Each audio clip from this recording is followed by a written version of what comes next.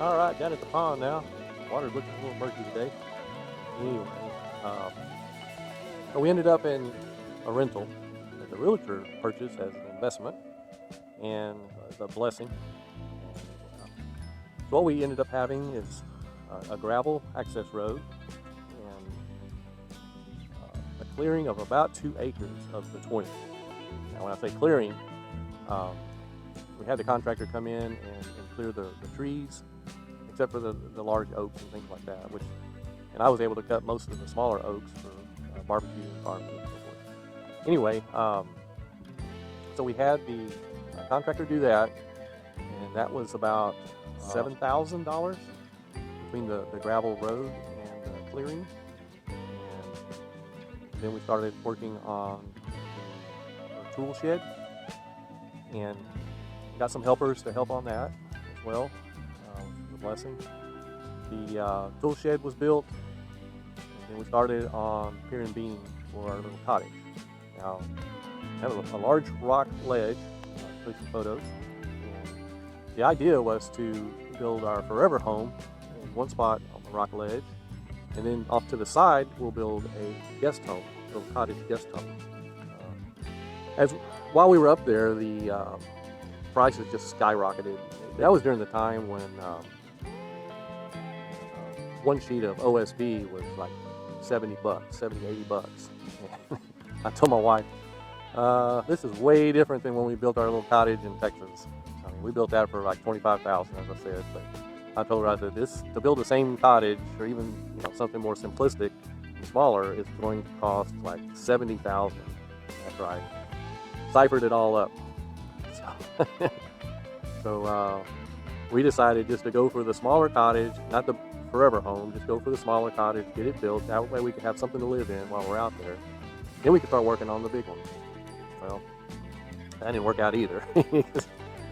We, with my help, with the helpers, I was able to get the tool shed built, and I got the pier and beam all put together with the subflooring on.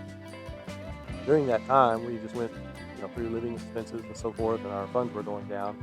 The crypto trading wasn't going very good at that point. Crypto was crashing, and it just felt like we were in a fire. Things weren't going too well, and so we decided, well, maybe we'll get into hip camp, because we have 20 acres, it's beautiful, and I'm sure people would love to come out and just camp. Well, and that's something we can do mainly with labor. If you're not familiar with hip camp, basically it's like Airbnb except for campers. Since we have the 20 acres, a beautiful area, I decided to go ahead and put the labor in and clear out a couple of areas or so, and build some campsites, and then rent those out. Here's more of the damage from the freeze storm. You can see these trees here are bent over. Right there. See that? And these were from a previous storm before we bought the property. We got 3 campsites going. This is again in Missouri, on our Missouri property. We got 3 campsites going, and one of them, and between all 3 of them, we put a bathroom facility, and we're gearing up to start renting on hip camp, putting a rainwater collection there, of course, for water. And we had the idea to sell half of the acreage, like 10 acres. That way we could liquidate some of our equity and roll that money into our house construction, our little cottage construction. Well, when we would show it to prospective buyers, they actually liked the whole thing, and that's what it came down to. Some buyers from Chicago came down, looked at it. They wanted to get out of the big city. They wanted it to be in the country. At this time, like I said, we had the 2 acres cleared and with a beautiful view, and they just fell in love with it. They loved it out there, and said they wanted the whole 20 acres, is what they wanted, if we would sell it. And we ended up selling the whole 20 acres for $99,000. Like I said, we had 38.5 in it, plus $7,000 for the gravel road, and probably about less than $10,000 in labor and for the tool shed and the pier and beam and the subflooring and all that. We sold it. We thought, wow, this will give us a leg up. We had already depleted our funds basically due to crypto crashing and paying expenses and the rental and so forth, utilities. So this was a good opportunity for us to get on out and start all over again, and just cash in and start it all over again. Let's just go. So we sold the property. I think looking at properties in our budget range, which was around, we were trying to find something around $50,000 to $70,000, something existing this time, not something that we would build, but an older home that we could just get into and fix up and at least have a leg up rather than starting from scratch.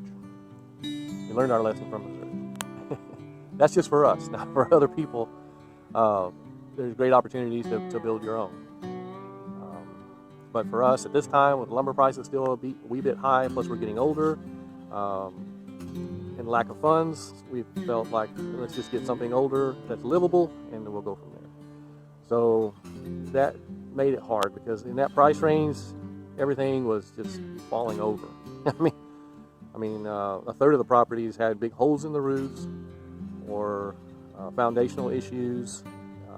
It was something, and a lot of them were being purchased by BlackRock and all of these big investment companies. The nicer ones, especially. If they're online, they got nice photos, good descriptions. The realtors are representing them very well.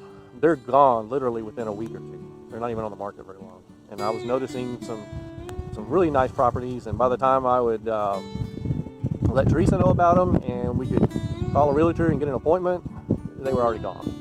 I mean, it was that quick. It was crazy. This was happening all over the country. And so anyway, we finally found something south of Little Rock, Arkansas. And this is in the Ouachita Forest, at the edge of the Ouachita Forest, and at the edge of the Mississippi Delta.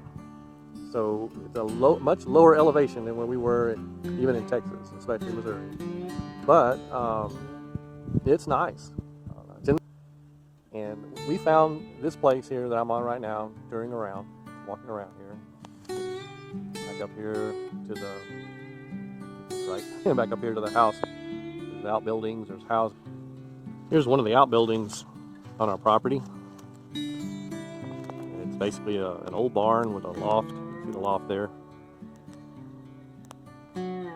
This property is 6 acres total. All this is wooded. We got the main house up there. Got a 2-car carport type garage with a shop on one end. I'll show you some more photos of that. Got a burn pile here, of course. Right behind the burn pile, you see that outbuilding there, which we'll be using for a chicken coop. There's the magnolia tree I was standing by earlier. Big white oak. Lots of different variety of trees.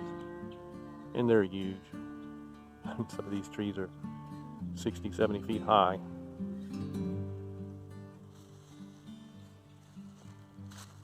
Got a couple other outbuildings. Let me get around here, I'll show you.